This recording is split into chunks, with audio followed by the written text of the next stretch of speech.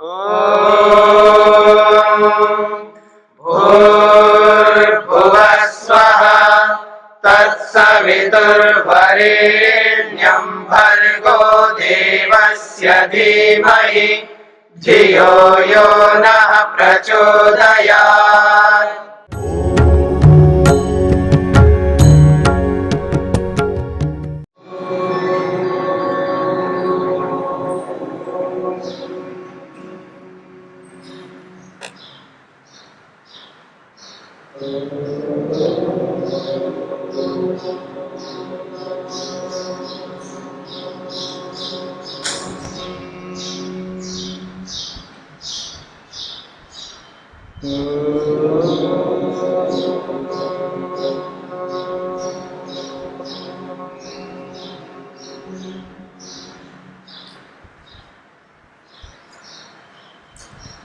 सांख्य कारिका का 8वां दिन। पृष्ठ संख्या 161, कारिका संख्या 63।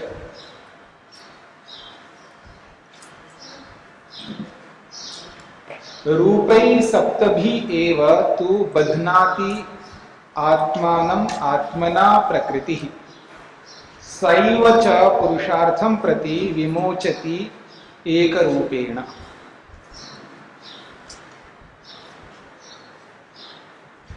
प्रकृति के विषय में चर्चा की जा रही है।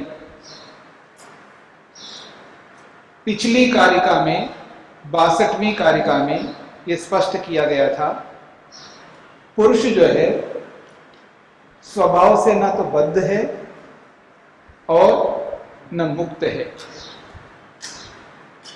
और ना ही वो संचरण करता है, यानी नित्य रूप से सदा वो बद्ध नहीं रह सकता, सदा मुक्त नहीं रह सकता और ना संचरण करता है। संसरति बध्यते मुच्यते नाना आश्रया प्रकृति। हाँ, प्रकृति के विषय में कह सकते हैं कि वो बांधती है और वो छोड़ती भी है और संसरण भी वही करती है, पुरुष नहीं करता। ये बात 62वीं कारिका में स्पष्ट की। 63वीं कारिका में कहा जा रहा है, रूपै सप्तभी एव तु बध्नाति आत्मानं आत्मना प्रकृति सैव च पुरुषार्थं प्रति विमोचति एक रूपेण। प्रकृति, ये जो प्रकृति है, आत्मानं आत्मना बध्नाति, अपने आप को अपने ही कारणों से बांध लेती। प्रकृति अपने आप को अपने ही कारणों से बांध लेती है। और वो कारण क्या है? सप्तभी एव रूपै बध्नाति, 7 स्वरूपों से बांध लेती। प्रकृति में 7 स्वरूप है, वो अपने आप को अपने ही कारणों में बांध लेती। वो 7 रूप क्या है? जो पीछे आपने भावों के विषय में पढ़ा है। उन भावों में 7 विभाग कर दिया उन्होंने। 8 भाव बताए गए थे, तो एक को 2 में बना करके 7 स्वरूप उसके बनाए। धर्म, अधर्म, अज्ञान, वैराग्य, अवैराग्य, ऐश्वर्य और अनैश्वर्य। तो प्रकृति अपने आप को अपने इन 7 कारणों से अपने आप को बांध लेती।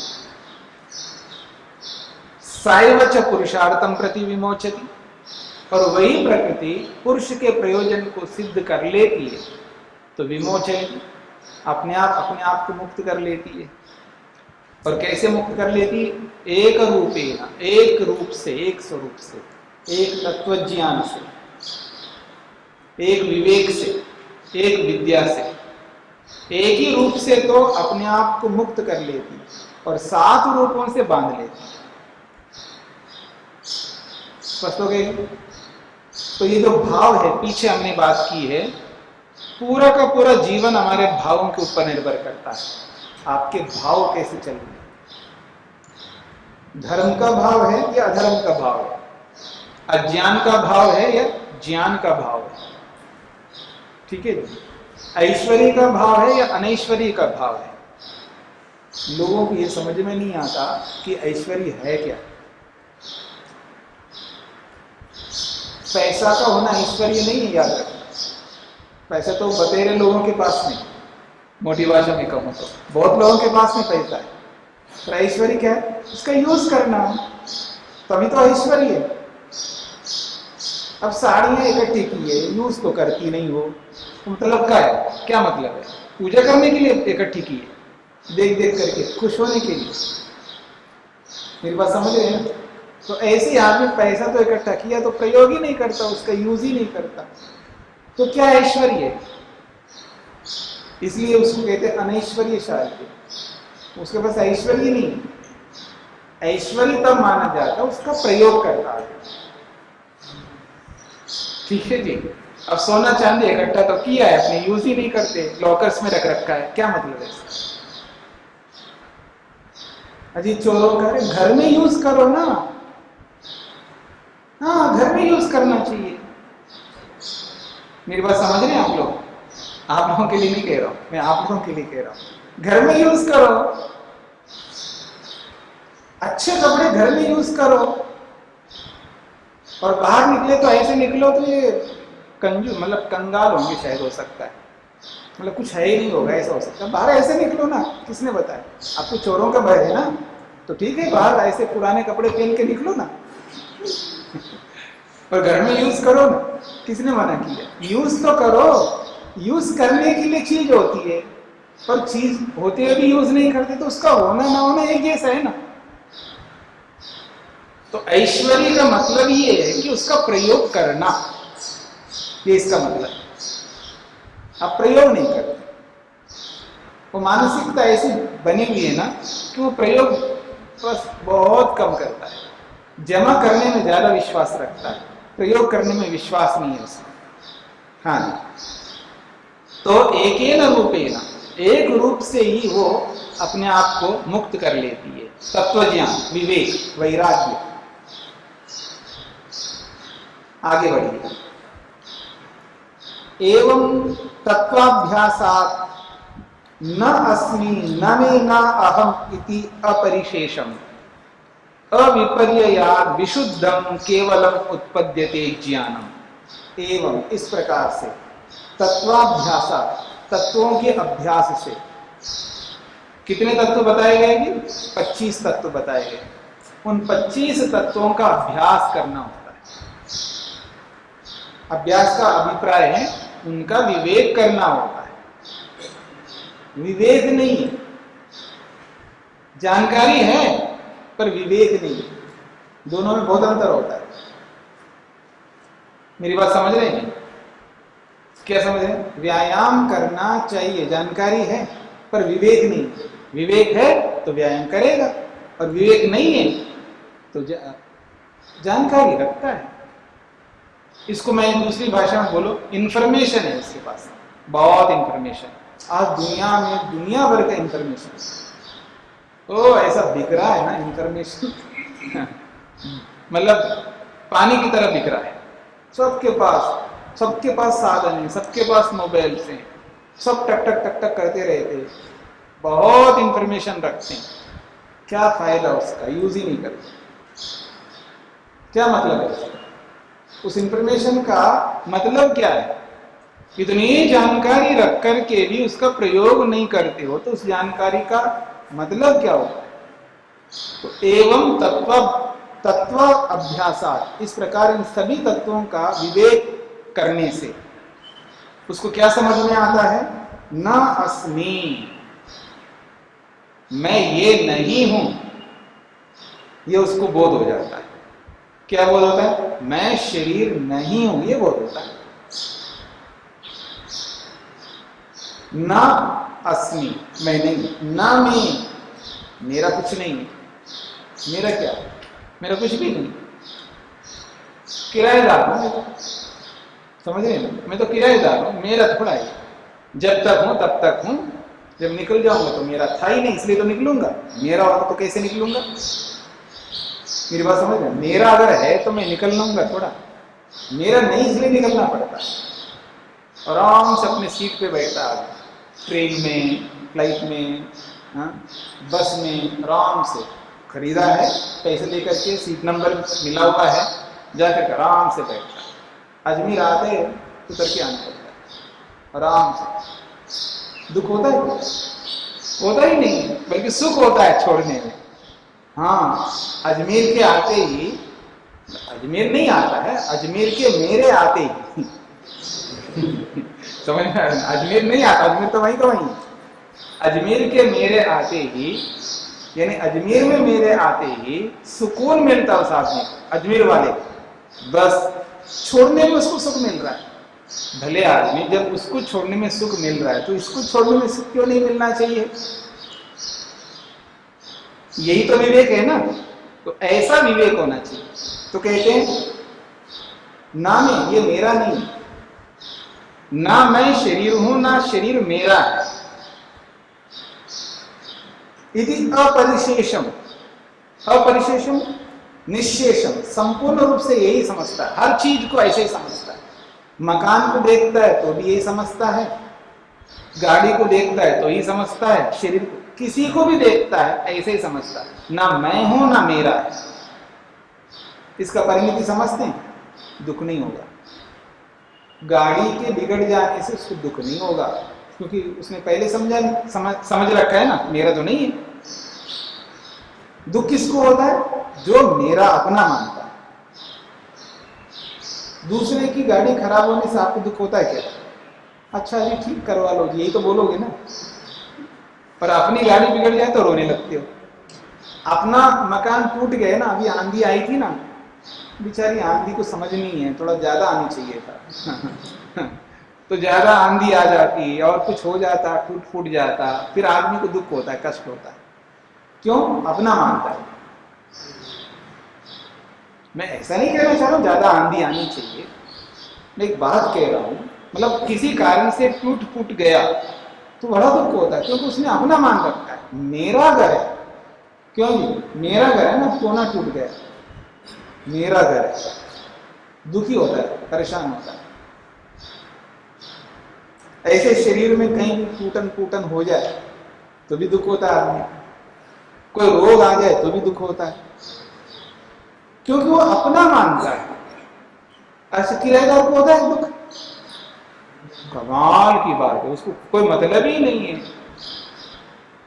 उसको क्या मतलब है? वो तो मकान मालिक को मतलब है, वो दुखी होगा। किराएदार को क्या दुख होना है? रहता है वो अच्छी तरह, मकान मालिक से भी बढ़िया रहेगा, उसको कोई चिंता ही नहीं होती है। कहीं कील ठोकना हो ना दीवार पे, उसको कोई चिंता नहीं होती। मतलब पल भर के लिए भी नहीं सोचता कि दीवार का क्या होगा। उसको तो जरूरत है, कील ठोकना है, उसको रस्सी बांधना है, उसको कुछ टांगना है वहां पर। उस आराम से बड़े वो लेगा कील और बढ़िया हथौड़ा लेगा, ठक ठक करता रहेगा। वो दीवार को ठोक नहीं रहा है, मकान के मालिक के दिल को ठोक रहा है ठीक है। अब कितना दुख होता है मकान मालिक को, पर किराएदार को नहीं हो, क्योंकि वो अपना नहीं मानता है। कितना अंतर है देखिए। और यूज पूरा करता है, प्रयोग पूरा करता है। तो आप उनको मना किसने कि शरीर में रहो ना, हम कब कह रहे शरीर में मत रहो ना, पूरा यूज करो ना। पर दुखी काहे को होते हो उसमें बिगाड़ आने पर? उसको ठीक करो, मरम्मत करो ना, इसमें कोई बात नहीं। दुखी क्यों होते हो, चिंता क्यों करते हो? पति का शरीर है और उस शरीर में कुछ हो गया और पत्नी दुखी हो रही है, परेशान हो रही है। पति का शरीर, पत्नी का शरीर है, उसके शरीर में कुछ हो गया तो पति दुखी हो रहा है। क्यों हो रहा है ऐसा? क्यों हो रहे हैं सब लोग ऐसा? क्योंकि अपना मानते हैं। ये कहना चाह रहे हैं मेरा नहीं, सब लिया हुआ है, भगवान का दिया हुआ है, भगवान ने दिया है, प्रयोग के लिए दिया है। मैं तो किराएदार, हाँ जब तक रहूंगा संभाल के रखूंगा। संभालना तो आया नहीं है, और जब संभालना नहीं है तो बिगाड़ होगा ही होगा। संभालना सीखो। जैसे गाड़ी को संभालना आता है ना, क्योंकि पैसे देके खरीदा है ना, गाड़ी को पैसे देकर के खरीदता है, इसलिए उसको बढ़िया ढंग से संभालना आता है। उसको बड़ी चिंता होती है गाड़ी की। वो स्कूटी लेके आते हैं ना, आप में से कुछ लोग क्या टिप टॉप रख रखा है, कमाल की बात है। क्यों? मालिश वालिश करते रहते होंगे ना, क्योंकि खरीदा हुआ है, खरीदी है ना। लेकिन इसके लिए नहीं है ऐसा, जितना गाड़ी के लिए आदमी ध्यान देता है, जैसे मकान के लिए ध्यान देता है, कपड़ों के लिए क्या ध्यान देते लोग, कमाल है। क्या सजा के रखते हैं, किस तरह रखते हैं। ऐसे ही शरीर को क्यों नहीं रखते? क्योंकि खरीदा थोड़ा है, मुफ्त में मिला है, कोई वैल्यू नहीं है इसका। तो कहने का मतलब है, इसको अगर आप संभाल के रखेंगे तो आसानी से वैसी खराबी नहीं होगी। पर 100 साल का तो वारंटी गारंटी मिला हुआ है, चिंता क्यों करते हो? पर 100 साल की वारंटी गारंटी में आपको उसको संभाल के रखना होगा। ऐसा थोड़ा कि रफ यूज करो उसका, रफ यूज नहीं कर सकते ना, इसको संभाल के रखो। और संभालते हुए कुछ हो जाए तो कोई बात नहीं, उसको ठीक करेंगे, मरम्मत करेंगे, लेकिन रोना नहीं, परेशान नहीं होना, दुखी नहीं होना, टेंशन में नहीं आना। यही कहना चाह रहे।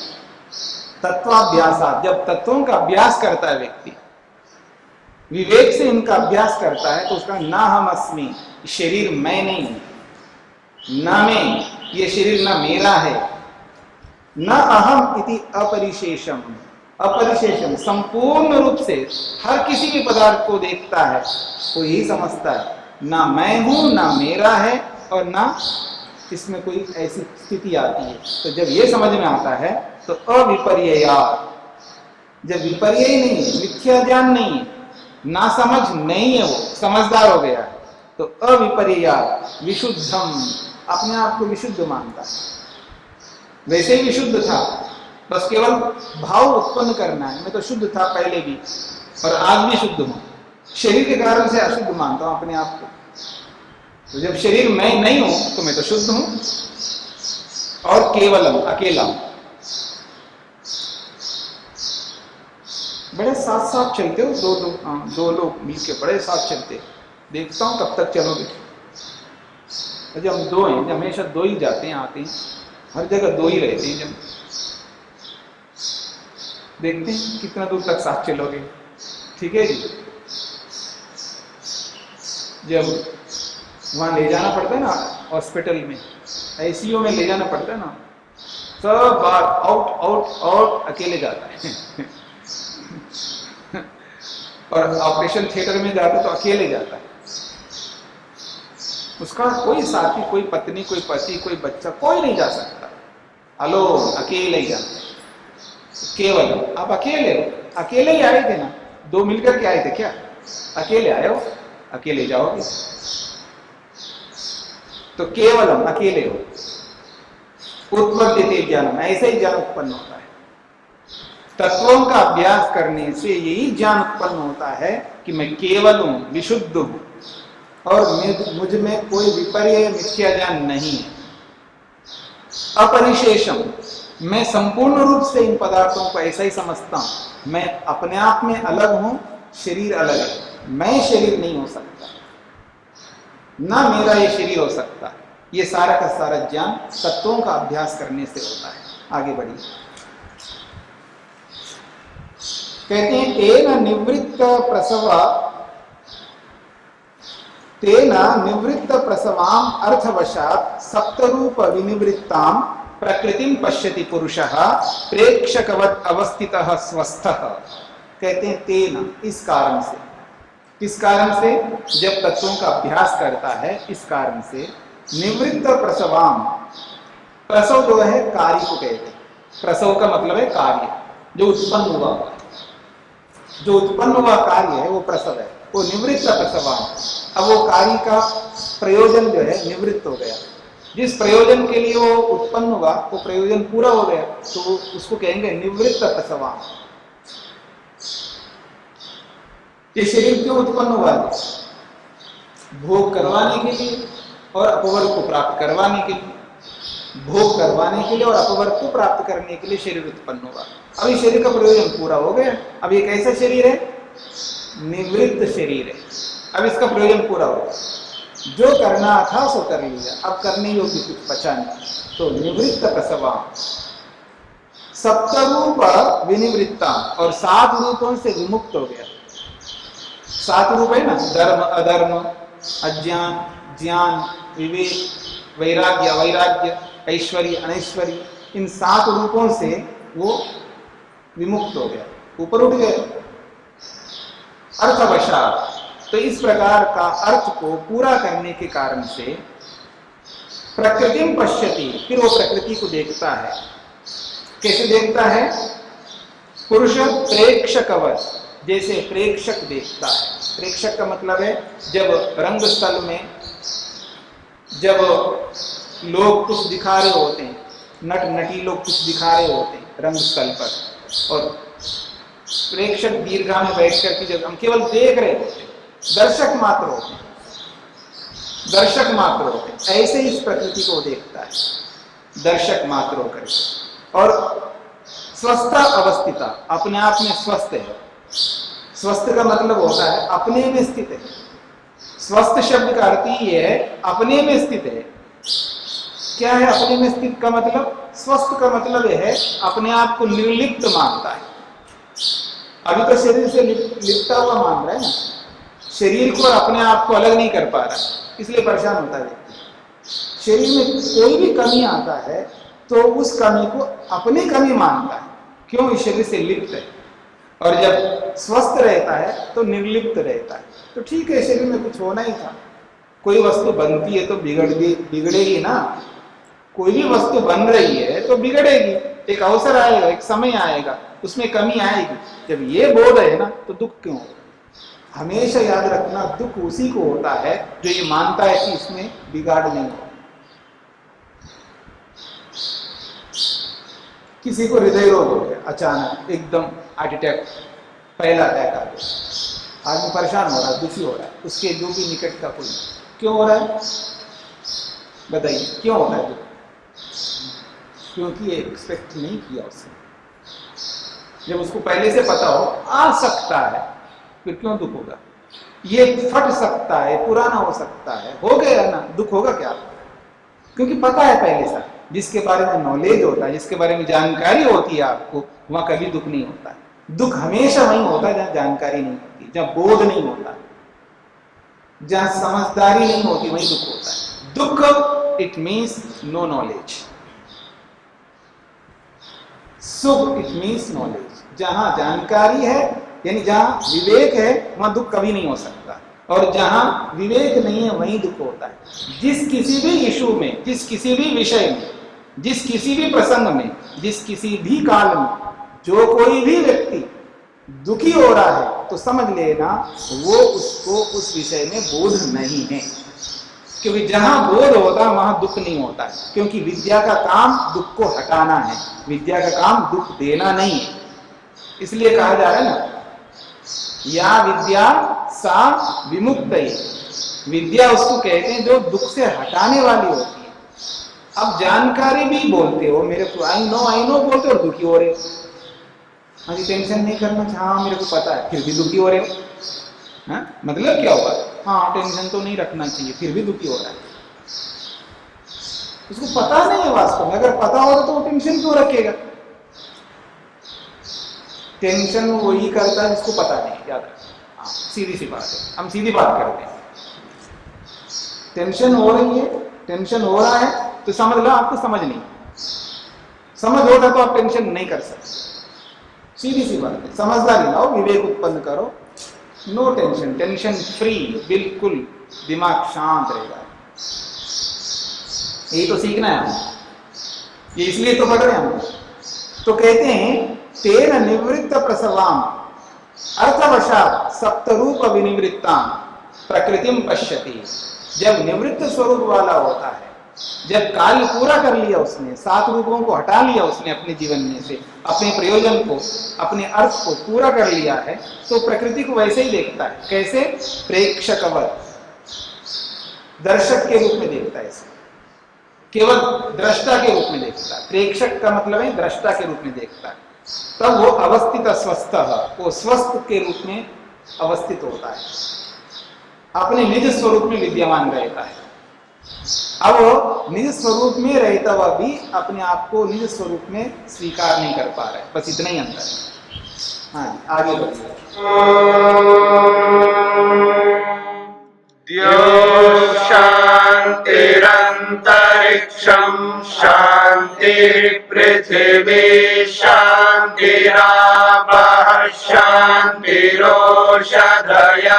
शान्तिः वनस्पतयः शान्तिर्विश्वे देवाः शान्तिर्ब्रह्म शान्ति सर्वं शान्ति शान्तिरेव शान्ति क्षमा शान्तिरेधि